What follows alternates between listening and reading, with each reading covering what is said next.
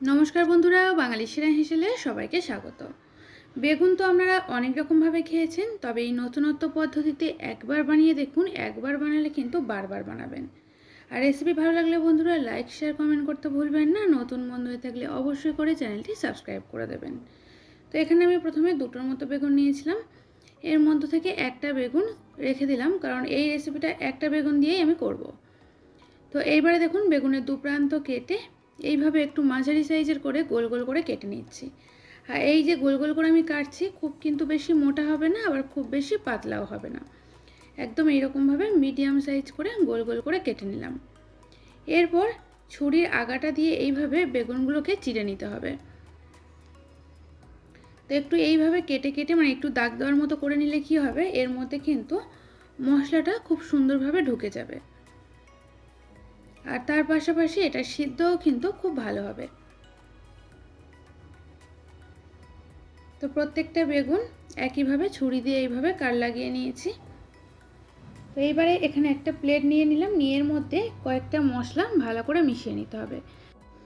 একদম প্রথমে নিচ্ছি 1 চা চামচ পরিমাণে ধনের গুঁড়ো, তারপর নিলাম 1/2 চা চামচ পরিমাণে হলুদের গুঁড়ো, 1 চা চামচ পরিমাণে লাল লঙ্কার গুঁড়ো দিয়ে দিলাম, আর দিলাম স্বাদ মতো লবণ। আর সব শেষে এর মধ্যে যোগ করছি 1/2 চা চামচ পরিমাণে চাট মশলা। তো আপনারা এখানে চাট মশলার পরিবর্তে আমচুর পাউডারও কিন্তু দিতে পারেন। এবারে খুব ভালো করে সমস্ত মশলা একসাথে মিশিয়ে নিতে হবে।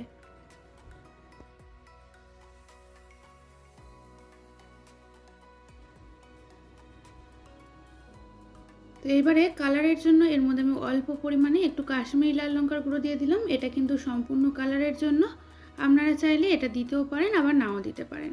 তো কাশ্মীরি লঙ্কার গুঁড়োটা দিয়ে একবার মিশিয়ে নেওয়ার পর এর মধ্যে একে একে বেগুনগুলোকে দিয়ে এইভাবে বেগুনের গায়ে মশলাটাকে খুব ভালো করে মিশিয়ে নিতে হবে।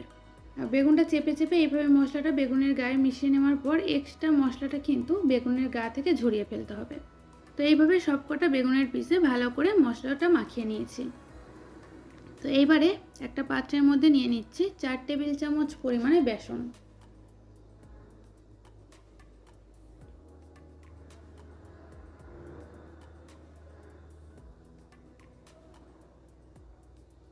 তো যেহেতু বেগুনের পিসগুলো অনেক আছে, তো সেই জন্য বেসনটা কিন্তু সেই বুঝে নিতে হবে। এর মধ্যে দিলাম 1/2 চা চামচ পরিমাণে হলুদের গুঁড়ো, অল্প পরিমাণে একটু লাল লঙ্কার গুঁড়ো, 1/2 চা চামচ পরিমাণে ধনের গুঁড়ো দিয়ে দিলাম, দিলাম স্বাদ মতো লবণ, আর সব শেষে দিচ্ছি অল্প পরিমাণে একটু গরম মশলার গুঁড়ো। এবারে বেসনের সাথে সমস্ত মশলা মিশিয়ে নিয়ে অল্প অল্প করে জল যোগ করব। তো এইভাবে বেসনের একটা ব্যাটার তৈরি করে নিতে হবে।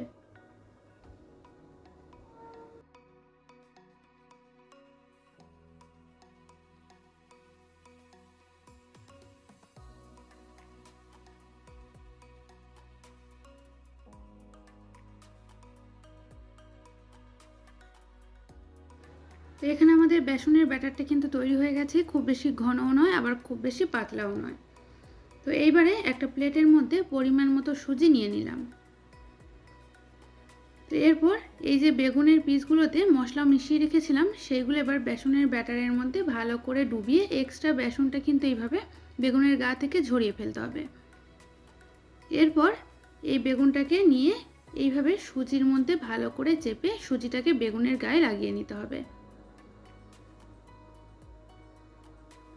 তো সুজিটা যখন খুব সুন্দরভাবে বেগুনের গায়ে লেগে যাবে, তখন এগুলোকে ভেজে নেবেন।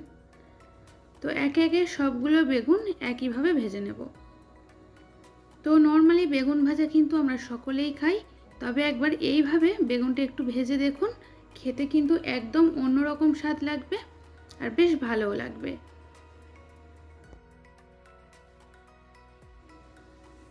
তো এখানে আমি তেলের পরিমাণটা মোটামুটি কতটা দিয়েছি দেখতেই পাচ্ছেন। আপনারা চাইলে আর একটু বেশি তেল দিয়েও কিন্তু ভেজে নিতে পারেন।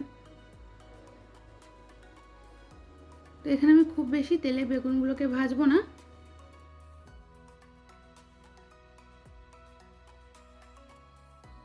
তবে বন্ধুরা, আমার তৈরি সব বেগুন ভাজাগুলোর মধ্যে কিন্তু এই বেগুন ভাজাটা জাস্ট সেরা খেতে লেগেছিল।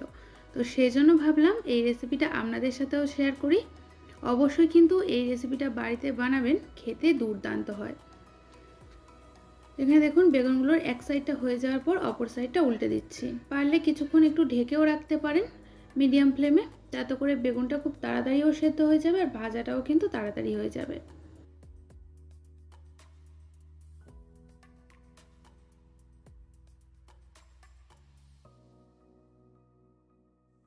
আর এই প্রথম ব্যাচটা ভাজার পর সেকেন্ড ব্যাচটাও ভেজে নেব। আর এই এক একটা ব্যাচ ভাজতে কিন্তু মোটামুটি প্রায় 7 থেকে 8 মিনিটের মতো সময় লেগেছিল। তো প্রথমে হাই ফ্লেমে কিছুক্ষণ ভেজে নেওয়ার পর কিন্তু এটাকে মিডিয়াম ফ্লেমে কিছুক্ষণ ভাজবেন, আর সব শেষে নামানোর আগে আবারও ফের এটাকে হাই ফ্লেমে ভেজে নিতে হবে।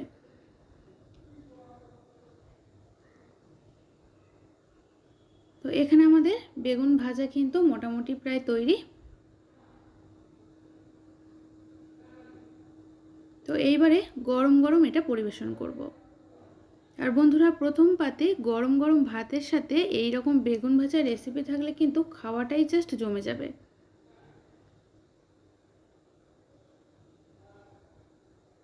তো আমার আজকের এই রেসিপি আপনাদের কেমন লাগলো অবশ্যই করে জানাবেন। যদি ভালো লেগে থাকে তাহলে কিন্তু একটা লাইক আর শেয়ার করতে ভুলবেন না। আর আমি বলছি এই রেসিপিটা অবশ্যই একবার বাড়িতে বানান।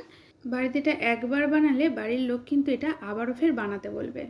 আর বন্ধুরা, আমার থেকে এইরকম নিত্য নতুন রেসিপি পেতে আমার চ্যানেলটি সাবস্ক্রাইব করে পাশে থাকা বেল আইকনটি প্রেস করে দেবেন। তাহলে আমি যখনই আমার চ্যানেলে কোনো নতুন ভিডিও ছাড়বো তার আপডেট আপনাদের কাছে খুব সহজেই পৌঁছে যাবে। সবাই ভালো থাকবেন, সুস্থ থাকবেন। ধন্যবাদ।